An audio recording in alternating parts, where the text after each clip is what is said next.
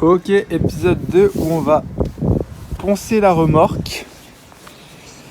Là, on voit un peu mieux le travail qu'on a fait car on est en pleine journée. Hop. Je vais tester là sur une meuleuse ça. Et les disques comme ça, c'est du 60. Du coup, on va tester ça et je vous dirai si ça fonctionne bien ou pas par rapport à une ponceuse vibrante. Bon, là, après poncer, j'ai directement commencé à appliquer une peinture anti-rouille parce que la semaine dernière, quand on a poncé la première fois, on a vu qu'il y a commencé à avoir de la rouille où on avait poncé. Du coup, là, on a poncé le dessous au maximum, mais bon, on s'est dit qu'on n'allait pas faire non plus. Enfin, ça sert à rien de reponcer jusqu'au métal. On a juste poncé vraiment les grosses parties qui tenaient pas et la rouille. Et là, on a directement appliqué une peinture anti-rouille, une première couche.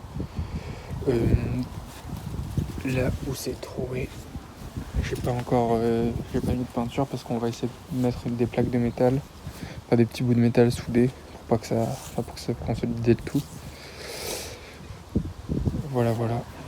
Du coup, ça rend comme ça. J'ai mis ça. Hop.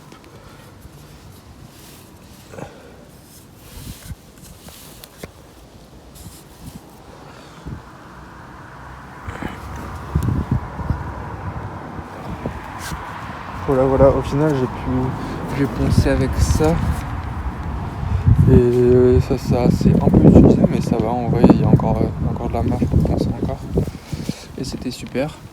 Et j'ai pas utilisé les autres disques, les disques comme ça, bon, parce qu'il y en avait pas l'utilité en fait, et peut-être ça aurait poncé un peu trop fort, mais voilà où on en est. Bon voilà, la remorque est peinte, une première couche est passée. Il me reste, je sais pas, peut-être un tiers du pot. Du coup, peut-être on passera une deuxième couche où on mettra aussi les bandes en métal là, enfin l'armature en métal en gris aussi peut-être. Du coup, ça va peut-être servir soit pour faire la deuxième couche ou soit aussi pour les trucs en métal pour que tout soit de la même couleur et qu'il n'y ait pas de rouille. On peut voir que ça va, c'est propre, mais enfin là c'est pas encore tout à fait sec. Du coup, voilà. J'ai essayé de pas trop en mettre sur les boulons pour pas que ce soit non plus trop difficile à retirer si on doit retirer un boulon. Pareil à l'arrière, j'ai évité d'en mettre pour l'instant parce qu'on va essayer de mettre des plaques en fer soudées. Et voilà. Après en vrai il aurait fallu démonter les garde-boue, même les roues, même ça serait bien de refaire les jantes, les repeindre, mais bon, c'est une remorque, on va pas non plus la faire super esthétique, c'est vraiment pour que ce soit pratique au plus vite.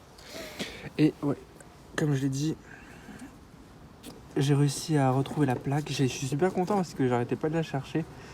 Et j'ai enfin réussi à la retrouver. Du coup, j'ai essayé un peu de gratter, mais ça s'est un peu effacé. Mais je pensais que c'était une RK type 60 ou je sais plus, enfin une RK, comme je l'avais dit au premier épisode. Mais c'est une RMK, je connais pas la marque, j'irai faire mes recherches sur internet. Type 60C, poids total 305 kg, année. Bon, c'est trop effacé, on le voit pas. Mais c'est super cool, il y a même le numéro.